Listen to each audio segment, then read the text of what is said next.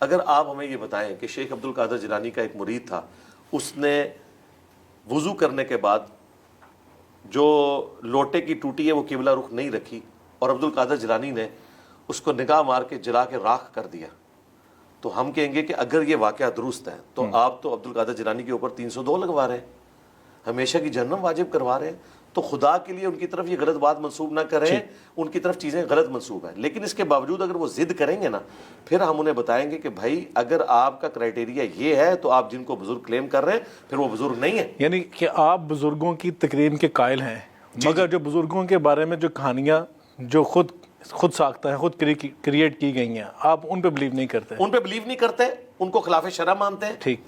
Plus جو ان کے custodian ہے نا، اس کے باوجود جب وہ ضد کرتے ہیں نا، پھر ہم ان کو کہتے ہیں کہ اگر لیکن آپ اولیاء کرام کی تکریم کے قائل ہیں. جی کیوں نہیں قائل؟ ٹھیک ہے، قائل. بالکل. باقی جو معاملہ ہے نا اولیاء کرام، یہ جو ولی ہونا ہے نا، یہ صحابہ اور اہل بیت کے بارے میں تو ڈیفینیٹ ہے. بالکل. اس کے بعد ہر فرقے کا اپنا ولی ہے. یہ قیامت الدین فیصلہ ہوگا. دیکھیں جی، کیا بریلویوں کے بڑے بزرگوں کو دیوبند نے اولیاء اللہ مان لیا ہے، یا دیوبند کے بڑے بزرگوں کو بریلویوں نے مان لیا ہے؟ اور اہل حدیث کو تو یہ انگریزوں کی پیداوار نہیں، لیکن تو یہ منوانا ضروری ہے دوسروں سے. نہیں، ہم نہیں منوانا. میں کہہ رہا ہوں جو یہ کلیم کر رہے ہیں نا کہ اولیاء اللہ کی تعظیم کریں، جب وہ دوسرے فرقے کے اولیاء اللہ کو گمراہ سمجھتے ہیں، وہ کیسے کلیم کر سکتے ہیں کہ ہمارے اولیاء اللہ کی آپ عزت کریں؟ آپ تو دوسروں کے اولیاء اللہ کو کہہ رہے ہیں گمراہ ہیں، تو بھائی وہ آپ کے بارے میں یہ کچھ سوچتے ہیں. ٹھیک. یعنی کہ جو آپ چاہتے ہیں کہ ہمارے لیے ہو، دوسروں کے لیے بھی آپ کو کرنا پڑے گا. تو اس کا حل یہ ہے کہ جہاں پہ کانسنسس ہے، یعنی صحابہ اور اہل بیت، وہاں تک تو کامن ہے. یا زیادہ زیادہ یہ محدثین جن کی کتابیں، ان کے بعد جو شخصیات ہیں ان کے بارے میں متضاد رائے پائی جاتی ہے.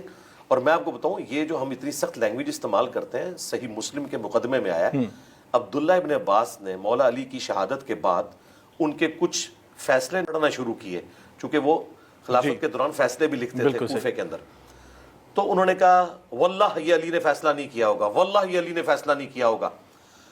اور ایک فیصلے میں انہوں نے کہا اللہ کی قسم یہ علی نے فیصلہ نہیں کیا، اور اگر علی نے بھی کیا تھا تو وہ گمراہ ہو گیا تھا. اب مجھے بتائیں، یہ مسلم شریف ہے، یہ کہانی شریف نہیں. اس سے کوئی یہ رزلٹ نکالے گا کہ عبداللہ ابن عباس نے نعوذ باللہ مولا علی کو گمراہ کہہ دیا؟ نہیں.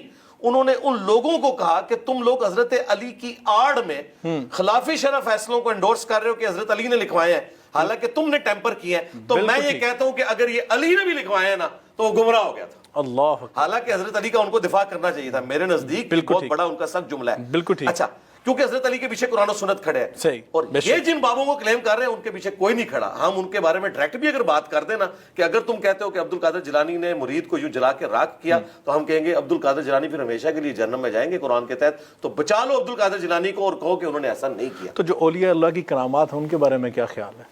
اولیاء اللہ کی کرامات کوئی کر کے نہیں دکھا سکتا.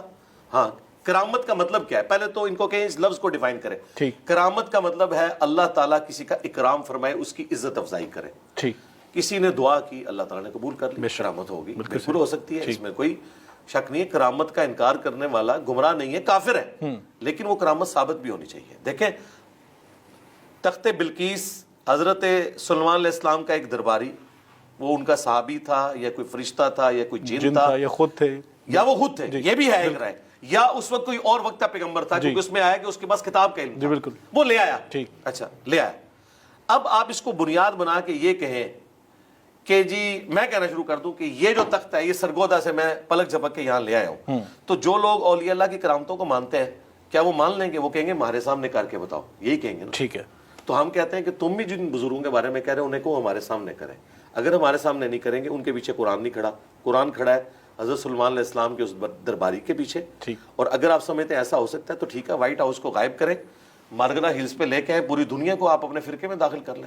تو سر وہ تو دیکھیں، آپ اتنی بڑی زیادہ پاپولیشن کے اندر وہ دم بھی کرتے ہیں اور کیل بھی نکالتے ہیں اور آنکھوں سے وہ زنجیر بھی نکل آتی ہے، تو وہ تو بہت بڑی پبلک ہوتی ہے. تو آپ کے پڑوسی ملک انڈیا کے اندر اس سے زیادہ لوگ گولڈ کی چینز بھی نکال رہے ہیں.